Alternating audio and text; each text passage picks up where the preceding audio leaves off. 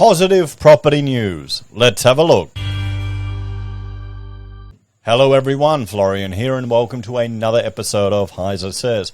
Grab your stein of coffee because, well, I thought we'd have a look at this Reddit post from Aussie Property about, well, someone asking for positive experiences from buying your first home because there's so much doom and gloom in the news. And, well, frankly, I discuss a lot of that too on the channel because, well, we're interested in property and the economy. But, well, let's have a look at some of the positive experiences that people are having, or at least sharing on this Reddit. So here we go. So this is, what are some of the positives you've experienced since buying your first home? Written by No Matsipan. No, Matsipan is awesome, but anyway, we'll zoom in here. Can you see that? There we go. So, lots of doom and gloom in the news about rate rises. Yep, rental prices and property prices. Yep, he's right. So, thought I'd start a positive chain going to remember what some of the other positives of buying property have been. For me, buying has given me the chance to live alone for the first time. It's been 8 months and I've never imagined I'd enjoy it so much. That really is, I mean, the first time you live home, you live by yourself, like without any roommates or sharing. It's pretty good. It is pretty good. I mean, everyone has to do it for a period. It's a bit of a first world luxury, I'd say, but still. No more share housing or dealing with live-in landlords. Oh, shit. And the feeling of living in someone else's house. Getting it furnished and customizing the place has also given me a new purpose. That just makes me think of Fight Club. You know, you are your furniture, you are your bidet. It's so exciting getting minor upgrades like a video doorbell. It feels like real-life Animal Crossing video game where I'm unlocking new features as time goes by. Yeah. I mean, I can relate to that. I can. A video doorbell, that's an idea. I mean, we've had such a dodgy staircase at the front of our house, you know, before we started doing the renovations. Like even the JWs they didn't have faith to walk up my staircase. It looked too rickety. There you go. That was a test. And they failed. So what are some of your positives since buying? Okay, let's have a look. Here's, that's a promotion. Here we go. Being able to finally grow a garden has been amazing. I'm not surprised that so many of the viewers comment asking if we're, you know, are you growing veggies? They're probably preppers, okay, I guarantee they're preppers, but still, I can't grow one yet because I've got mounds of dirt. If you need fill, guys, give me a call. Free fill. Squeezing the first ripe lemon is a fantastic feeling. Why is the first thing everyone wants to plant is a lemon tree? Because they take years to bear decent fruit. Yep. And actually, maybe I tried to plant a lemon tree. We had a whole lot in Victoria. Lemons are expensive at the shops. Rosemary is also good. This is turning into a gardening thing. They're expensive, okay. Avocados, it's where it's at. 2 trees keep us going. They start to bear fruit just as avo prices came down, though, so I can't afford an extra property with all the savings. I remember when avo was 50 cents. And what you do is you get the avocado, put on nice crunchy bread with either some Vegemite and some vinegar. Beautiful, really good. I can't grow them. We don't have the right soil in our house. It's too clayey. We'll need to build something up, but it wouldn't work. This is what I'm looking forward to. Kind of tempted to buy the cheapest house on 500 meters plus of land to get started. That's probably not a bad idea. You don't need to have the super big, expensive house with all the bells and whistles. Buy yourself a cheap fixer-upper and fix it up.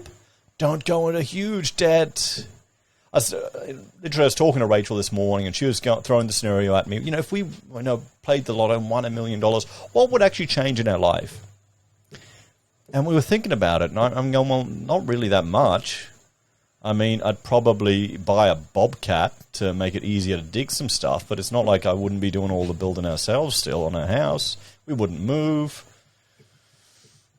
It wouldn't make that much difference. You know, so you want less stress. I end up going further out to get a 1/4 acre, which is good, but 500 or 600 is probably enough if you want annuals or flowers, more than heaps of trees. Trees take up so much space. Buying an older place that needs work has been surprisingly draining and hard, though. I think you need to have the right personality to dedicate the time and effort and money to really renovate a place extensively. Yeah, you do. You do. But I mean, here's the thing. Rachel and I, my mother's been taking care of the kids, and we've been preparing the foundations all day. So you put a podcast in, listen to some YouTube drama, and just have a relaxing day working. It's easy. It's less stressful, at least what we're doing now.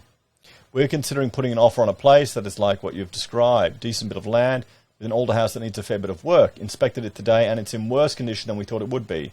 Do you mind elaborating a bit on the challenges you've had renovating? I just find it mentally exhausting when confronted with all the problems. Yeah, you get lots of problems, but that's why you get a fixer-upper. It takes so much time and money that could be spent enjoying life instead. But some people enjoy renovating, hence the popularity of the block, I guess. Thanks, we know nothing about renovating outside of the block. Yeah, the block's bullshit. Well, I can't say I've never watched it. I can't stand those shows. As an architect, you think I'd be all over it, but no, I can't, because it's bullshit. They get like a 50-person team to do a tiny little garden bed, and it's magically done in 5 minutes. And don't personally know any builders or tradies, so we'd worry we'd be getting in way over our heads. Well, there's one way to learn. Where's a book? Building your own home. Here we go. Let me know in the chat if you know this book, guys. It's an oldie, but a goodie. Yeah, there you go. What else? On the flip side, I've lost trust in pesticide companies, and weeding the effing driveway every 2 weeks is starting to drive me nuts. There's shitty wild grass. Or just buy some pesticides and kill it all. Come on, be a man. Go to Bunnings, get the deadliest poison, and just embrace your inner this, maybe they're a Melbourne lefty. Embrace your inner desire to conquer nature. It's there. You'll find it. You'll find it bit by bit. It's like welding and melting shit and metal. Put down the soy latte. Get out the bloody herbicide. I spend at least a good hour per day on the garden. Yeah, well, okay, good. I moved I've been doing this while renting most of my life. It makes a pile of clippings. Yep. No more rental inspections. No more having to move all the time.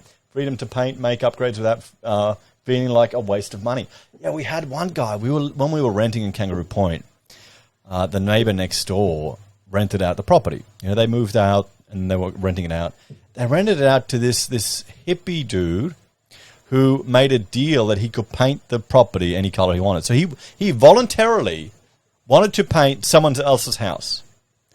I don't know why he did that, but here's the thing. The idiot went and bought this purple paint. But he got this special paint it was like on discount. It was paint that had all the sand in it, so it could be slip resistant, so it could be painted around a pool or something. So he'd covered this old Queenslander in this shit purple paint full of sand. So when the owners came back, they hated it. They didn't want it. They kicked him out because I think he stopped paying the rent. I remember he used to have like a smoker in the backyard and would burn everything. And then he had to pay a painter to take this bloody sandpaper paint off the house. And he said he spent a fortune just taking it off, stripping it off. Because it would ruin the sander all the time. It would just burn through the sandpaper. Oh, boy. So why would you spend that money on someone else's house? Unless you're getting like half rent or something. Better quality of dwelling. No more dealing with incompetent property managers who treat you like shit for being a renter. Well, that's the Australian way, isn't it? Here we go. I can do whatever I want. I have air conditioning. Oh, someone's la-di-da. Someone's rich. I don't feel like I'm going to die each and every summer. I can actually live here.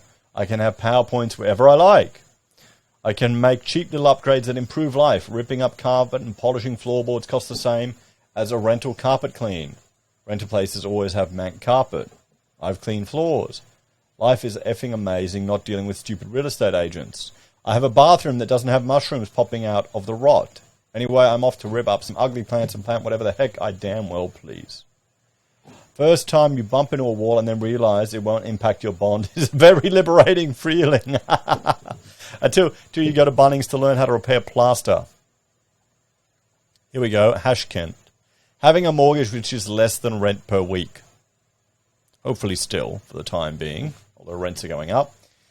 Having security that if something was to happen to me financially, my bank will work with me to ensure I don't default, meaning I won't become homeless. Not having rental agents show up and nitpick about dust on windows or dishes in the sink. Being able to pop to Bunnings to fix something myself. Being able to hang photos. Being able to have dogs. having a fully air-conditioned house in Queensland.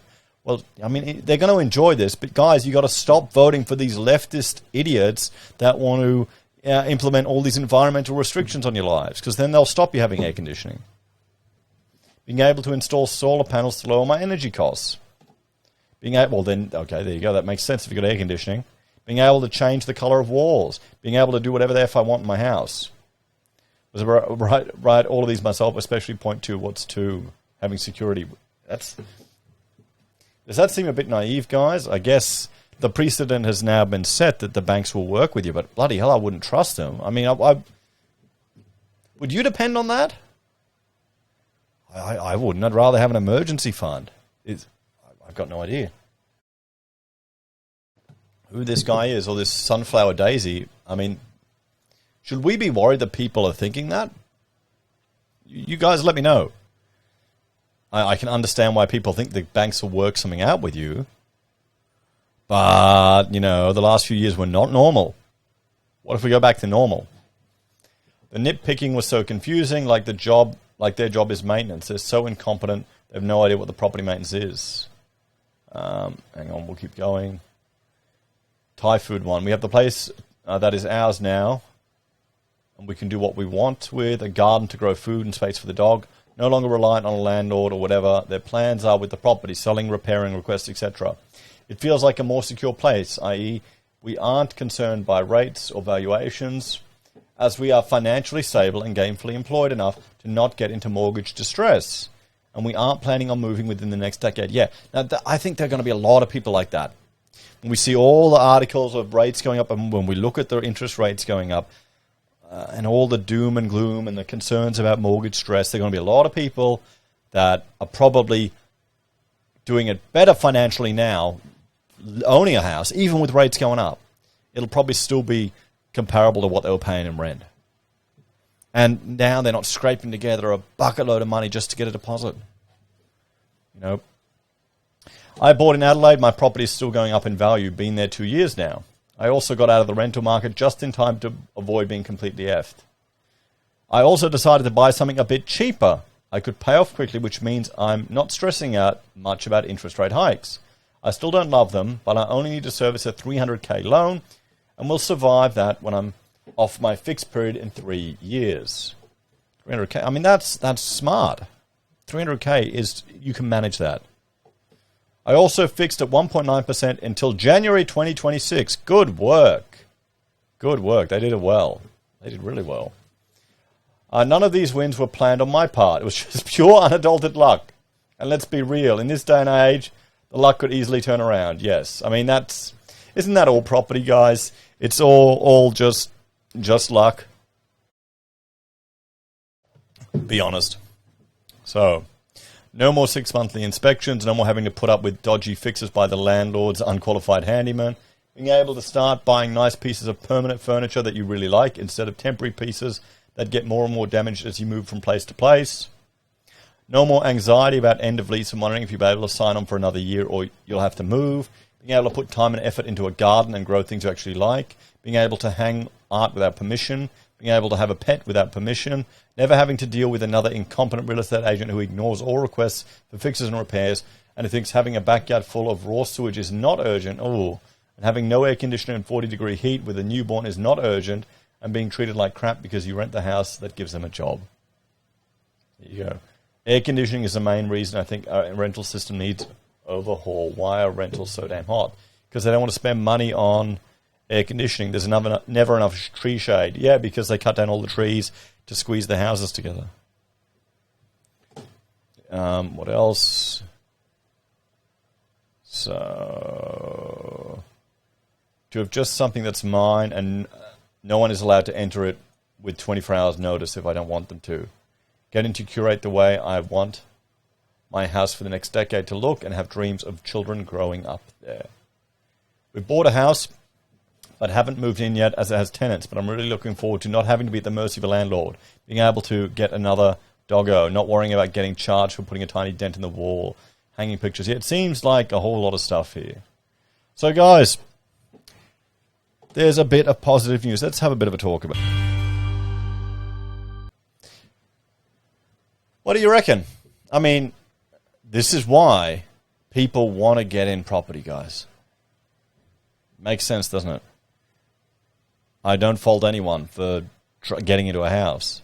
And it's good to see that people are being sensible with what they're buying, either cheaper or with enough money and a stable income that they can deal with it. The only thing that worries me out of all of this is the people that think they can work out a deal with the banks. Is that normal? Anyway, what are your property positives? Let us know in the comments below, and we'll see if anyone watches. Maybe how do I need to clickbait the title? You know, negative property destroy. No, I'll just do positive property news or something like that. Take care, guys. Check out my other channels, HeiseBim and HeiseSays. No, Heise does. If you're a fan and want to support us, you can on YouTube or Patreon. Use our referral links, buy a pocket squares, or call us if you need an architect. Take care, everyone. Have a great day, and I'll see you in the next episode of HeiseSays. Bye for now.